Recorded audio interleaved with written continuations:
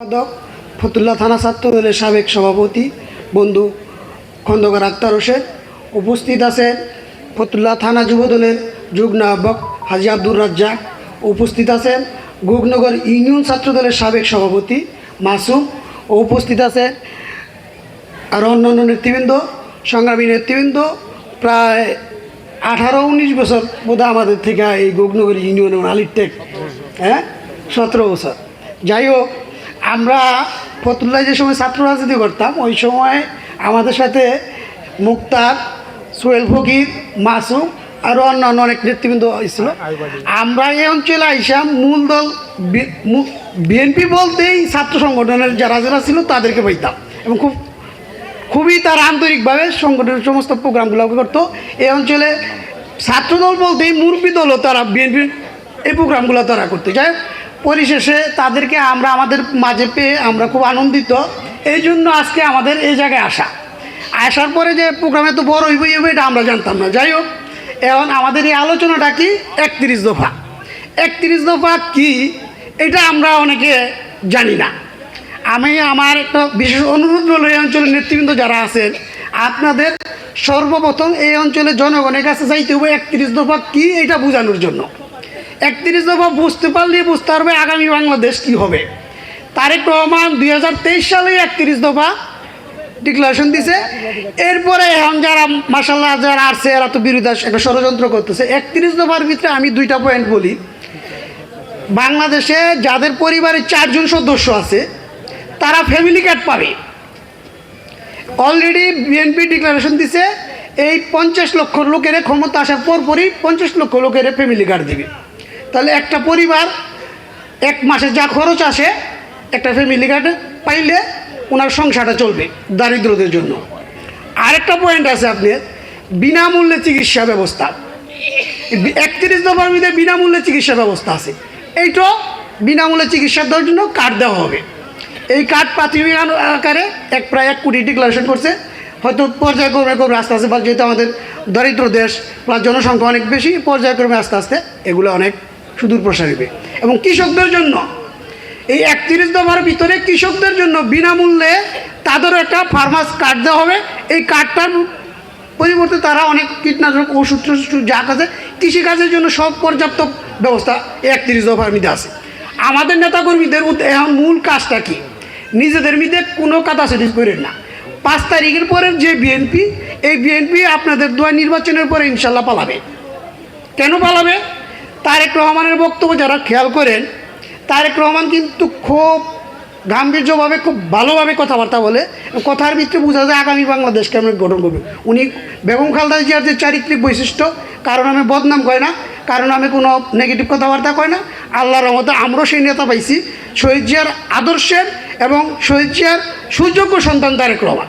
ওনার নেতৃত্বে আগামী বাংলাদেশ খুব সুন্দরভাবে গঠন হইব, এই আশাবাদ ইনশাল্লাহ আমরা রাখতে পারি। আপনারা আমার এই গোগনগরে যারা আছেন, মুক্তার এবং মাসুম যারা নেতৃত্ব দেন, আপনাদের প্রতি অনুরোধ রইল, আপনারা যেটা ভয় পাইতেছেন যে একটা শ্রেণীর পয়সাওয়ালার আসছে, এই পয়সাওয়ালারা বিএনপি করবেন আমি আপনার কাছে বলে দিলাম।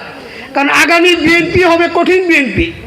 চাঁদাবাজদের বিএনপি থাকবে না, কোনো লুটেরার বিএনপি থাকবে না, কোনো নেশাখোর এবং যারা ইয়াবা বিক্রেতা এরা বিএনপি করবে না। এবং আমরা যারা শহীদের আদর্শ নিয়ে চলি তারা তাদেরকে বিএনপি করতে দিব না, স্পষ্ট বক্তব্য। কেন এই বিএনপি করতে দিব না? এই জায়গায় আমাদের শহীদের আদর্শের যারা সৈনিক আছি আমাদের ঐক্যবদ্ধ থাকতে হবে। এইটা হচ্ছে মূল কাজ। ঐক্যবদ্ধ থাকলে গ্রামের ভিতরে 2-4টা শয়তানকে মানুষ বেশি ভয় পায়।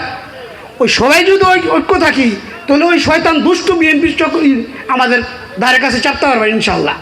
আরেকটা জিনিস আমি বলি, বিএনপিকে নিয়ে একটা বিশদ আকারে ষড়যন্ত্র হচ্ছে। এই ষড়যন্ত্রটা কি? আমাদের এক পীর সাহেব আছে, আমি যদি ওই জায়গায় বক্তব্য দেওয়ার চিন্তা ভাবনা করছিলাম না, আমার পূর্ব বক্তব্য অনেক কথা আমার বইলে লাগছে, এক কথা 2বার বলার দরকার নেই। এই পীর সাহেবের বক্তব্য থাকবো খুব সৌন্দর্য, উনি পীর মানুষ, নামাজ পড়ে, কিন্তু ইদানিংকালে দেখি ওনার যে চরিত্র, উনি বলছে জামাত ইসলামের সাথে যে থাকে এ বেয়াদব, উশৃঙ্খল, বেআমল তার আমল নাই। জামায়াত যেখানে ঢুকে উনি জীবনও নাকি ধর্ম প্রচার হবে না, বরঞ্চ ইহুদি রাষ্ট্রে ধর্মপ্রচার হবে, এই কথা এই পীর সাহেব বলছে।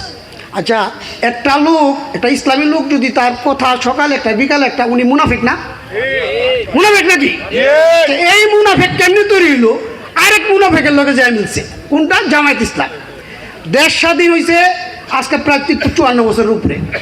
71 সালের ভূমিকা আপনারা সবাই জানেন।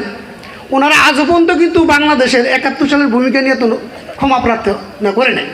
এতো তাদের ভূমিকায় এখন তারা জাতীয় সঙ্গীত গাওয়া যাবে না এই বক্তব্য দেয়। এরা বাংলাদেশের মানে বাংলাদেশ পক্ষে কোনো কথাবার্তাই তারা বলে না, তাদের নিয়ে চলে। এই মুনাফিকদের মাঝখানে ওই পীর সাহেব ঢুকছে। ওই পীর সাহেব ঢুকাতে এখন ওনার বক্তব্য রয়েছে, উনি কি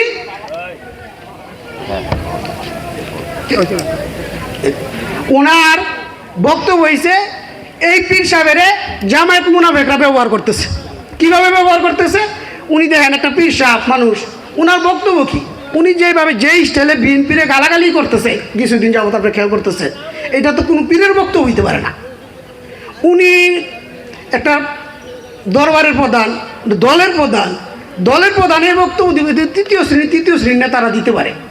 উনি যে স্টাইলে কথাবার্তা বলে, মানে বিএনপি আসলে আওয়ামী লীগের সাথে মিলায়, এক ডালে দুই পাখি, এক দানের শিশার নৌকায় এক বিষ, মানে বিভিন্ন অকথ্য ভাষার কথাবার্তা। এটা কোনো পীরের বক্তব্য হইতে পারে না, কোনো ধার্মিক আলেমের বক্তব্য হইতে পারে না। এটা আমরা তীব্র নিন্দা জানাচ্ছি।